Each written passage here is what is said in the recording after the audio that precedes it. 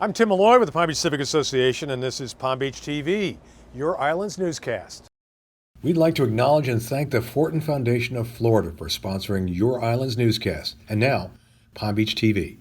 And we begin with sharks, January through April. That's the shark period. There was a great white, we believe, spotted off the breakers, 20 feet long, and then thousands of others that are supposed to be here. Should we be frightened? Should we just be fascinated?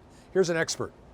For decades now, Jim Abernethy has been taking the curious out to sea to swim with, even make friends with sharks. These are sentient creatures like dogs and cats that respond favorably to love and affection. In fact, I teach people on a daily basis how to make friends with 9-foot lemon sharks without using any food. Abernethy is a passionate crusader for the protection of sharks. In fact, he says the sighting of a great white should be celebrated, not feared. White sharks, or what most people call great white sharks, the true name is white sharks, have been swimming down along this coast all their lives. That's where they live. In fact, the world record largest white shark ever caught was caught 300 miles south of here in warmer water. Yet every year, a handful of people die in so-called shark attacks. About 75 people are bitten. Abernethy puts that into perspective. If you were to compare it to a very mean animal, the cow, they kill 20 people a year in the United States, but we don't have cow week. The deer kills 135 people in the United States alone. And one of my favorites, 1,600 people are attacked and bitten every single year in the state of New York by people, but we don't have People Week. So what they've done is they've misrepresented this beautiful, majestic creature as a man-eater, and that's not true. And if you look into the statistics, there are some very aggressive, mean animals like the vending machine in Florida that kills 12 people, and actually, right behind you is one of the most dangerous creatures, the coconut from the palm tree. 400 people a year in the Caribbean are killed by falling coconuts. What we're seeing right now off our coast is the annual migration of black-tipped sharks, smaller creatures, no more than 5 feet in length, and generally uninterested in humans. They are preyed upon by tiger sharks, great hammerheads, and bull sharks. So this whole circle of life is happening right off our shore. Should you be concerned about it from a safety standpoint? Absolutely not. Though Abernethy believes sharks are not the big bad predators depicted on TV shows like Shark Week, he does offer this piece of advice. If you're on the beach and you should see fish jumping out of the water, it's not a good time to go in the water. Well, from sharks to dogs and the long debated issue on whether they should be allowed to be off-leash on our streets or, in this case, on our beaches. It's called Ordinance 04-2020, and if you like to let your dog run free on Midtown beaches, you are not going to like it. The Town Council has mandated that dogs must be on leashes when they are on the beach between Sunset and Wells. It's an open secret that dogs have been allowed to frolic on the beach with rare warnings from police over the years. That has changed. Some see it as a compromise. A number of homeowners wanted a complete prohibition of dogs on all of our beaches. It's been a little bit more than 4 months since the Society of Four Arts brought in a new leader. How is Philip Rylands settling in? My colleague, reporter Wendy Rutledge, tells us. 750-seat auditorium. This is where the lectures and the concerts and also the screenings take place. What a way to spend a morning on a tour of the fabulous Society of the Four Arts with its newly installed president and CEO, Dr. Philip Rylands. Rylands, who has a doctorate degree in art history from King's College in England, comes to the Four Arts after a 38-year career as director of the Peggy Guggenheim Collection in Venice. He says he and his wife are settling in nicely. Now, we all know that it's a very sociable town, and that's very nice because people here are extraordinarily friendly. I think that Palm Beach may have something in common with Venice, where I lived for 45 years, that sooner or later everybody comes there, or here, as the case may be. Sooner or later, you stay long enough and everybody of any interest whatsoever shows up. Dr. Rylands' knowledge of fine art is, not surprisingly, extensive. And she is very elegant. Goddess of the hunt. Goddess of the right? hunt, yeah, Right, absolutely. yeah. And what's interesting is the first version, huge, clumsy affair, there was a straight line going up her leg through to her head, whereas now she's just tilted forward a little bit, and the whole tension of the sculpture comes from that fractional off balance. At home amidst sculpture, etchings, artworks ranging from classical to modern, Dr. Rylands is equally proficient in the wonders of children's art. Here, sharing the delightful poems by Robert Forbes and the playful sketches of book illustrator Ronald Searle on display at the Children's Library. Eyesight has changed, so we'll read to them. Or You mean this picture has a mouse This in it? picture has a mouse in it? Where is and it? they're whimsical, so no matter what mood you're in, It's more like a bat, actually. It's a mouse. In addition to the extensive children's program, Dr. Rylands tells us there are some 700 events offered at the Society of the Four Arts during the season, in all of the 4 arts categories, those being drama, art, music, and literature. By the way, perhaps we should refer to Rylands as Cavaliere. After all, he is an Italian knight. People joke about it, but you're Cavaliere all'Ordine di Merito della Repubblica Italiana. No, he was quite pleased, actually. It was worth going all the way back to Venice to get it. I finally got something for my buttonhole.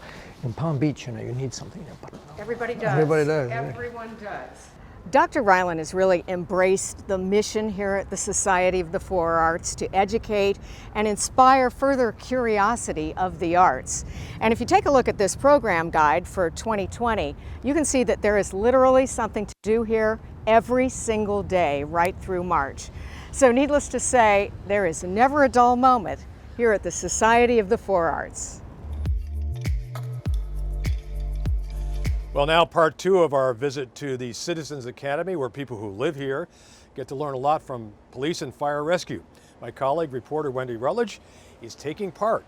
Hey Tim, it is week 2 and we are here learning all about fire this afternoon. We're in the southernmost fire station, kind of near Phipps Park, and we're going to be learning about everything having to do with fire and rescue, including learning about a couple of terms I really don't know what they mean now, but we will learn. We are going to be deploying the crosslays, that has something to do with hoses, and hooking the plug, also something to do with hoses. We'll find out. And of the nation, there's about 30,000 fire departments in the entire nation. And of those 30,000, roughly, because the number changes, about 250 of them are a 1, and we're a 1. Fire Rescue Chief Daryl Donato kicked off the afternoon with some impressive opening remarks about his outstanding department and crew. Then we jumped right in, literally, into the heavy gear worn by our fire rescue officers every single day. How many pounds am I wearing now? You're probably wearing about 20 to 25 pounds with the boots and the helmet. Okay, and now I add this guy. With the helmet already. Oh, this is... The other way, the other way. Okay. All right, now I've got 25 pounds on me. If you had boots on too. And now I'm going to pick up something like that. Okay, that has to be 150 pounds. Though playing dress up was a blast, when the real men and women are fully suited up and carrying all the heavy tools and hoses they will need to fight a fire, they are carrying an extra 160 pounds. And they have to suit up and grab gear in 1 minute. 1 minute. I am so hot. And we aren't even in a fire. We didn't do anything yet. Through a tour of the fire station, we learned that firefighters live on site during their 24-hour shift, working out in the gym, cooking and sharing meals in the professional-grade kitchen, and sleeping in small dorm rooms, ready to run on a call at literally a moment's notice. I might be in the shower, so I've got my uniform just outside of the shower, okay? Got the radio just outside of the shower. That call drops, whether I have soap on me or not, that gear is coming on me and I'm running out of the station.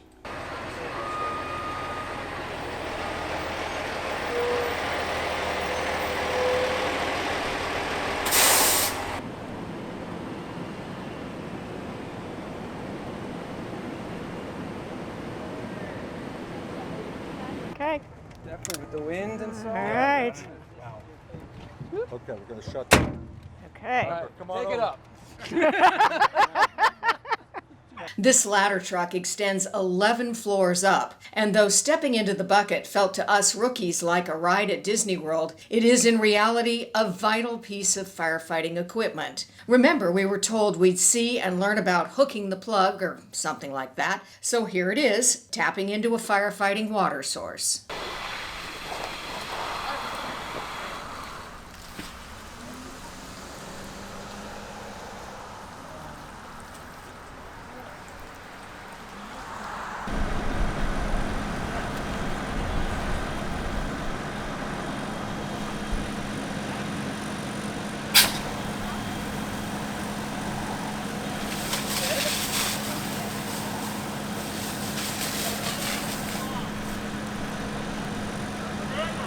And here's what deployment of the crosslays turns out to be in the able hands of these two female firefighters. Many of us students took a shot at shooting water from the hoses. Easy when you have such great teachers. Okay, we got you back here. Okay, ready? So slowly open. Keep going. All the way open. All the way. All the way. Keep going, keep going, keep going. All right, now reach up to the orange. You're good. Twist. All the way to the right. There you go. Nice. Yeah, cool. There you go. Bring it back to fog. Good job. Now shut it down. All the way. Got it. Here you go. Week 2 was nothing short of spectacular. Next week, it's back to the police station, and we'll be there.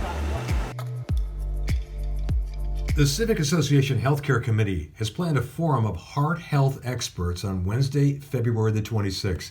All are invited to attend Reducing the Risk of Heart Disease and Cardiac Complications at 10 a.m. It's in the atrium of Good Samaritan Medical Center. To register, give us a call, 561-655-0820. I'm Tim Malloy with the Palm Beach Civic Association, where membership matters. If you are a member, we hope you'll renew. If you're not a member, we hope you will join us. We'll see you next week with Palm Beach TV.